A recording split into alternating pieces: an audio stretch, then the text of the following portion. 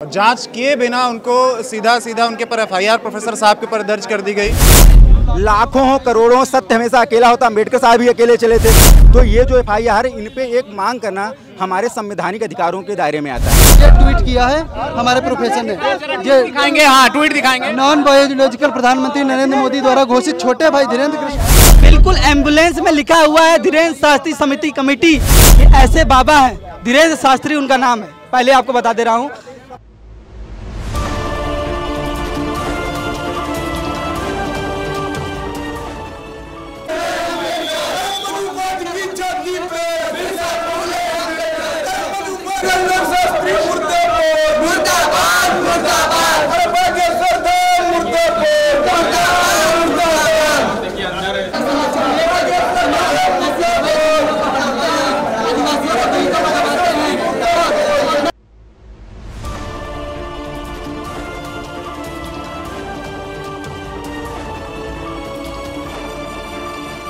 बाबा बागेश्वर धीरेन्द्र शास्त्री ने लखनऊ विश्वविद्यालय के प्रोफेसर रविकांत चंदन के ऊपर एफआईआर करवाई है और आज उसी एफआईआर को लेकर के एनएसयूआई के ये कार्यकर्ता हैं, जो छात्र हैं, यहाँ पर आए हुए हैं और इनकी मांग है कि एफआईआर वापस लेनी चाहिए। आपको बताते चलें, ये एफआईआर इसलिए हुई है क्योंकि रविकांत चंदन ने सोशल मीडिया एक्स पर एक पोस्ट किया था। उस पोस्ट में उन्होंने आरोप लगाए थे कि बाबा बागेश्वर के धाम में लड़कियां सप्लाई की जाती हैं और इसको लेकर के तमाम तरीके के जो आरोप लगाए गए थे उस पूरे पोस्ट में, उसी पोस्ट को लेकर के धीरेन्द्र शास्त्री के द्वारा ये एफआईआर करवाई गई और ये एनएसयूआई के जो छात्र हैं ये आंदोलन कर रहे हैं कि ये एफआईआर वापस ली जाए। आप देख सकते हैं इनके हाथों में पोस्टर भी हैं। प्रोफेसर रविकांत चंदन सर के समर्थन में लखनऊ विश्वविद्यालय के छात्रों का हल्ला बोल, धर्म की आड़ में महिलाओं के साथ दुष्कर्म करना बंद करो। इन्हीं से जानते हैं कि आखिर मामला क्या है और ये लोग यहाँ पर क्यों बैठे हुए हैं। क्या नाम है आपका? मेरा नाम शुभम करवार है, मैं लखनऊ विश्वविद्यालय का छात्र हूँ। बात बताइए, आप लोग यहाँ पर क्यों धरने पे बैठे हुए हैं, क्यों यहाँ पर आप लोग धरना प्रदर्शन कर रहे हैं? देखिए, एक शायरी है कि जब सड़कें खामोश हो जाती हैं संसद आवारा हो जाती है। तो आज ये आंदोलन मुख्य रूप से ऐसे ढोंगी बाबा के खिलाफ है जो सत्ता का संरक्षण लेकर लगातार लोगों पे प्रहार करता आया है। और ये ऐसे बाबा हैं, धीरेन्द्र शास्त्री उनका नाम है, पहले आपको बता दे रहा हूँ। प्रोफेसर रविकांत सर के ऊपर इन्होंने एफआईआर कराया मध्य प्रदेश में। सर ने एक ट्वीट किया कि धीरेन्द्र शास्त्री समिति का एक एम्बुलेंस है, उसके लोगों ने महिलाओं के ऊपर दुष्कर्म किया, उनको मारा पीटा। ये वीडियो भी वायरल हुई है, वीडियो भी उनकी है। लेकिन सत्ता का संरक्षण लेके ऐसे बाबा ने मध्य प्रदेश से सर के ऊपर एफआईआर कराया है। तो ये तत्काल प्रभाव से ये साबित हो रहा है कि आप सत्ता का संरक्षण लेकर इस तरीके का व्यवहार कर रहे हैं। और यही नहीं, ऐसे कई जमीनें हैं जो आदिवासियों की हैं, जो गरीबों की हैं, उनको ये लोग अवैध रूप से कब्जा करके उन पे अपना आश्रम बनाए हुए हैं। और अंडर द टेबल ये लोग कई सारे कार्यक्रम कराने के लिए लाखों करोड़ों रुपए लेते हैं। तो साफ जाहिर हो रहा है कि आप लोग सिर्फ और सिर्फ मनुवादी लोग हैं, तो सिर्फ शोषितों का, वंचितों का सिर्फ हक मारते हैं। आप लोगों को किसी प्रकार का कोई व्यवहार नहीं है। अच्छा, ये बताओ कि सोशल मीडिया पे जो पोस्ट हुआ तो क्या उसके खिलाफ कोई सबूत थे या फिर कोई ऐसा मामला था कि जांच में सामने आ गया हो कि ऐसे यूं ही आरोप लगा? बिल्कुल एम्बुलेंस में लिखा हुआ है धीरेन्द्र शास्त्री समिति कमेटी, उस वीडियो में लिखा हुआ है। आप जब रविकांत सर का ट्विटर खोलेंगे तो उस पर वो वीडियो डाले हैं और एक वीडियो पे और वो सच्चाई पे इन लोगों को इतनी तीखी मिर्ची लगी कि इन्होंने सत्ता का संरक्षण लेके ऐसा कार्यक्रम किया है। तो साफ जाहिर हो रहा है सत्ता के लोग भी मनुवादी सोच के हैं, ये संविधान विरोधी हैं, ये लोकतांत्रिक विरोधी हैं। क्या नाम है आपका? मेरा नाम मानव रावत है, मैं लखनऊ विश्वविद्यालय में पीएचडी स्कॉलर हूँ। क्यों आए आप लोग, क्यों धरना प्रदर्शन कर रहे हैं? हम लोग धरना प्रदर्शन इसलिए कर रहे हैं क्योंकि आज की तारीख में जितने भी धर्म के नाम पे धंधे चल रहे हैं, जितने भी जगह पर कोई भी बाबा लोग कोई भी गलत काम करते हैं, उसके खिलाफ आवाज़ उठाने वाला एक तो कोई नहीं है, उसको सत्ता का संरक्षण है। और जब उसके खिलाफ कोई इंटेलेक्चुअल, कोई स्टूडेंट, कोई टीचर, कोई प्रोफेसर आवाज़ उठाता है तो उसके ऊपर एफआईआर करी जाती है, उसको प्रताड़ित किया जाता है, उसको अरेस्ट किया जाता है। आज भी अगर हम लोग प्रोटेस्ट करने बैठे हैं तो ये अपने रिस्क पे बैठे हैं, क्योंकि अगर हम कोई आवाज़ उठाते हैं सरकार के खिलाफ तो हमको कभी भी पुलिस की गाड़ी आके उठा के ले जा सकती है। नहीं तो ऐसा तो माना जा रहा है कि ऐसे यूं ही आरोप लगा दिए गए, कोई सबूत नहीं, कोई तथ्य नहीं। अगर सबूत नहीं है तो सरकार को, सत्ता को उसके बारे में जांच करानी चाहिए, उनके ऊपर जांच बैठानी चाहिए, उनको कटघरे में खड़ा करना चाहिए, मगर ऐसी कोई जांच दिखाई नहीं देती है। कोई भी सत्ता की तरफ से एक जू नहीं रेंगती दिखाई देती है कि कोई भी वो किसी को भी अरेस्ट करने के लिए, कोई जांच बैठाने के लिए कोई सीबीआई की कमेटी बनाई हो, कुछ नहीं किया जाता है। मतलब आपका कहना है जांचें नहीं करवाती सरकार? कोई भी जांच नहीं, कोई भी बात नहीं, कुछ नहीं करवाती। केवल जो आवाज उठा रहे हैं, जो गलत को गलत बोल रहे हैं, उनके खिलाफ एफआईआर होती है, उनको अरेस्ट किया जाता है, उनके घर तोड़े जाते हैं। चलिए, तो आप देख सकते हैं यहाँ पे तमाम छात्र हैं जो कह रहे हैं कि सत्ता के इशारे पर कार्रवाई हो रही है, कोई जांच नहीं होती है। और भी इन लोगों से जानने की कोशिश करेंगे। और छात्र हैं यहाँ पर। क्या नाम है आपका? कुमार बिलंकुश नाम है हमारा। हाँ जी, हम अपने प्रोफेसर के खिलाफ जो एफआईआर हुई है उसको वापस लेने के लिए आए हैं। अगर उनका, और ये प्रशासन को एफआईआर वापस लेनी होगी। और जो जिस प्रकार से सत्ता का बाबा के लोग तो कह रहे हैं कि प्रोफेसर माफी मांग ले, झूठा आरोप लगा रहे हैं। झूठा आरोप वो लगा रहे हैं, अगर वो क्यों मांगे, उन्होंने कुछ गलत नहीं कहा है। ये देखिए, ये ट्वीट किया है हमारे प्रोफेसर ने, ये दिखाएंगे। हाँ, ट्वीट दिखाएंगे। नॉन बायोलॉजिकल प्रधानमंत्री नरेंद्र मोदी द्वारा घोषित छोटे भाई धीरेंद्र कृष्ण शास्त्री की आड़ में महिलाओं की तस्करी कर रहा है। इसकी गहन जांच करवाकर दोषी पाए जाने पर धीरेंद्र को फांसी होनी चाहिए। इसमें क्या गलत है?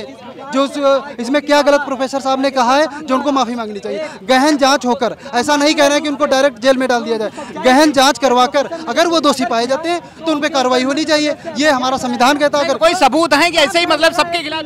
नहीं, सबूत तो वो अभी एफआईआर जो एम्बुलेंस में जो महिलाएं पकड़ी गई हैं वो खुद बयान कर रही हैं कि हमारी तस्करी की जा रही है।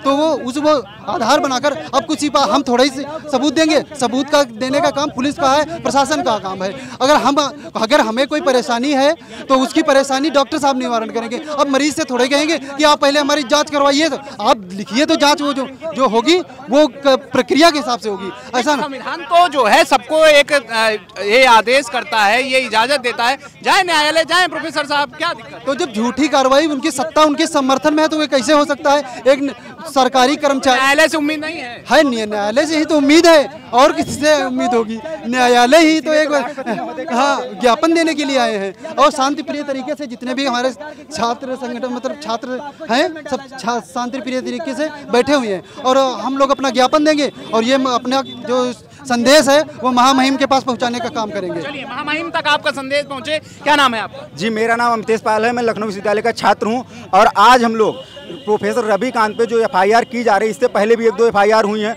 वो भी फेक ही हुई हैं। तो ये जो एफआईआर है, इन पे एक मांग करना हमारे संवैधानिक अधिकारों के दायरे में आता है। हमें वो भाई इतने बड़े बाबा हैं, इतना जलवा है उनका, हर तरफ उनका नाम, ऐसे ही आरोप लगा देना, झूठे ही आरोप लगा देना, क्या सबूत है भाई? जी, आपने एक बात ये कही है कि झूठा आरोप लगा देना, तो आरोप प्रत्यारोप चलते रहते हैं। और उन्होंने केवल आरोप नहीं लगाया है, एम्बुलेंस पकड़ी गई है, उनका मानहानि हुआ है। मानहानि किस बात का हुआ है? जब वो खड़े होकर कह देते हैं, उनके पड़ोस में कोई अछूत व्यक्ति आ जाता है, वो अछूत दूर हो, तो उसकी मानहानि का भी सवाल है। ये एफआईआर करवाई गई रविकांत चंद्र पे कि धार्मिक भावनाओं को ठेस पहुंची है या हमारी मानहानि जो भी है। अगर इनके यहाँ महिलाएं पाई गई हैं, एम्बुलेंस में पाई गए हैं, तो उसका जिम्मेदारी कौन लेगा? वो जिम्मेदारी अपनी लेंगे कि हाँ मैं महिलाओं की तस्करी करता हूँ, इसकी जिम्मेदारी कौन लेगा? उन्होंने तो जांच की मांग की। जांच की मांग करना ये है। और जलवे की बात यह है कि मुख्यमंत्री भी यहाँ जेल गए हैं, जो प्रधानमंत्री से लाखों लोग उनके अनुयायी हैं, लाखों हो, करोड़ों। सत्य हमेशा अकेला होता। अम्बेडकर साहब भी अकेले चले थे।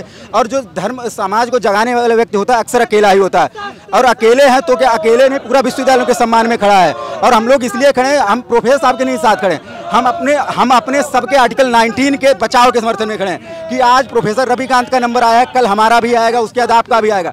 आपका धर्म है सवाल पूछना, प्रोफेसर का छात्रों का काम है सवाल पूछना। अगर कोई अपने धर्म से मुंह मोड़ लेगा तो कैसे काम चलेगा? इसी तरीके से जो धीरेंद्र शास्त्री ने धर्म की आड़ में लोगों को ठगने का कार्य किया, हम उसके विरोध में हैं। इसी तरीके से हम कहना चाहते हैं ये एफआईआर रद्द होनी चाहिए, क्योंकि ये आप भी जानते हैं, हम भी जानते हैं कि उसे पूरी तरीके से सत्ता का संरक्षण प्राप्त है। तो सत्ता के संरक्षण के लिए हम उस संरक्षण को चोट पहुंचाने, उस संरक्षण को कि ये आप गलत कर रहे हैं, क्योंकि 5 साल बाद आपको फिर आना है, जनता के बीच में आना है, आप जनता के चुने हुए लोग हैं, तो आपको किसी एक तथाकथित बाबा के पक्ष में नहीं आना चाहिए। तो ये इनका कहना है कि जनता के चुने हुए लोगों को, जनता द्वारा चुनी हुई सरकार जो है किसी एक बाबा के पक्ष में ना हो। आर्टिकल 19A का भी हवाला दे रहे हैं कि 19A के तहत सबको आज़ादी है। और भी यहाँ पर लोग हैं, हम जानने की कोशिश करेंगे। जो छात्र यहाँ पर बैठे हुए हैं, कई सारे ऐसे छात्र हैं जो यहाँ पर धरना लगातार कर रहे हैं, इनसे जानने की कोशिश करेंगे, बातचीत करेंगे। क्या नाम है आपका? मेरा नाम अनिल कुमार राज है, यहीं लखनऊ के निवासी हूँ। अरे अनिल जी, काहे के लिए जब कोई आरोप नहीं लगा आप लोग यहाँ धरना कर रहे हैं, क्या मामला? आरोप नहीं लगा, प्रोफेसर साहब के ऊपर FIR दर्ज हुई है। यानी कि लोकतंत्र में क्या हमें अपनी आवाज़ उठाने का, अपनी बात कहने का अधिकार नहीं है? धीरेन्द्र शास्त्री जी के लोग तो कह रहे हैं कि जो है झूठा आरोप लगा देते हैं, ऐसे ही आरोप लगा रहे हैं। जांच हुई है कि आप कैसे कैसे झूठा आरोप, जांच हुई है इसकी? जांच हुई है? जांच नहीं हुई है ना, तो कैसे कहा सकता है झूठा आरोप है ये? बल्कि इसकी जांच होनी चाहिए, जांच के बाद सारी चीजें तय होनी चाहिए कि झूठा है। अगर निर्दोष साबित होते हैं तब आप लोग क्या करेंगे? निर्दोष साबित हो तो अच्छी बात है, हम उसे स्वागत करेंगे, लेकिन सबसे पहले जांच का सामना करें। वो FIR नहीं होनी चाहिए। FIR नहीं होनी चाहिए। लोकतंत्र में सबका अधिकार अपनी आवाज़ उठाने का है और हम अपनी आवाज़ को उठा रहे हैं। देख सकते हैं कि ये जो छात्र हैं अभी यहाँ पर ज्ञापन दे चुके हैं। सवाल आपसे कि जो आप लोग आरोप लगा रहे हैं कि धीरेन्द्र शास्त्री जी की गाड़ी पकड़ी गई, जैसा कि रविकांत चंदन जी ने जो है ट्वीट किया, उसको लेकर के यहाँ पे आप लोग धरने पे आए, क्या लगता है कि ये वाकई सच है या फिर ऐसी अफवाह है? देखिए, झूठ है, सच है, क्या है वो जांच के बाद पता चलेगा। फिलहाल उनके पर एक जो शक था, शक के आधार पर उन पर आरोप लगाया गया और आरोप लगाने के बाद आरोप की जांच होनी चाहिए थी, और जांच किए बिना उनको सीधा उनके पर FIR प्रोफेसर साहब के ऊपर दर्ज कर दी गई और उसके FIR दर्ज करने के बाद तमाम तरह की कार्रवाई उनके ऊपर अंदर की जा रही है। धीरेन्द्र शास्त्री जी एक बाबा हैं, आप भी पूरा बाकायदा एकदम पूरा रुद्राक्ष का माला हाथों में बांधे हुए हैं, तिलक चंदन लगाए हुए हैं, और एक बाबा के ऊपर ऐसा आरोप, क्या लगता है कि वाकई में सही घटना हो सकती है? आरोप राम रहीम पे लगा, जेल गए ना, आसाराम पे लगा, जेल गए ना, रामपाल पे लगा, जेल गए ना। अब इसके आगे क्या कहना है वो आप समझ सकते हैं। नहीं तो क्या लगता है कि जो है वो भी गलत कर रहे होंगे कि अभी प्रधानमंत्री नरेंद्र मोदी आए, छोटा भाई बता दिए उनको? प्रधानमंत्री छोटा भाई कहते हैं और आप उन्हें बाबा कहते हैं, ठीक है। और उनके पर जो भी आरोप लगा, फिर कह रहा आरोप लगा, उसकी जांच होनी चाहिए। और बिना जांच के आप उनको FIR, प्रोफेसर साहब ने उसी बात को कह दिया, तो आपने सीधा प्रोफेसर साहब के आरोप पर FIR दर्ज कर दी। ये सीधा तानाशाही दिखा रही है। अगर मुझे लगता है प्रोफेसर साहब SC कास्ट से ना होते, शायद उनके पर FIR दर्ज ना होती। SC कास्ट से इसलिए हो गया, बड़े आरोप। इस देश के अंदर सदियों से SC ST OBC के ऊपर अत्याचार होता है। मैं खुद SC कास्ट से हूँ, जातिगत अंश मैंने झेला है। क्या बात आप कर रहे हो? हम लोग समाज के अंदर रह रहे, हम हकीकत जान रहे हैं ना। अत्याचार करने वाला नहीं कह सकता कि मैंने अत्याचार किया है। जो अत्याचार सहता है वही कहता है कि मैंने अत्याचार सहा है। जी चलिए, तो आप देख सकते हैं कि ये जो छात्र हैं यहाँ पर धरना प्रदर्शन कर रहे थे, इन्होंने ज्ञापन भी दिया DM को। इनकी मांग है कि जो भी आरोप लगाया गया है ट्विटर पे, सही बात तो ये होनी चाहिए थी कि उस आरोप के खिलाफ जो भी लगे हैं उनकी जांच सरकार करवाए। जांच करवाने के बाद यहाँ पर जब वो निर्दोष साबित होते तब जा करके उनको चीज़ें होनी चाहिए। इनका ये भी कहना है कि चाहे राम रहीम हो, चाहे वो आसाराम रहे हैं, सब पर ऊपर आरोप लगे और आज वो सभी जेल में हैं।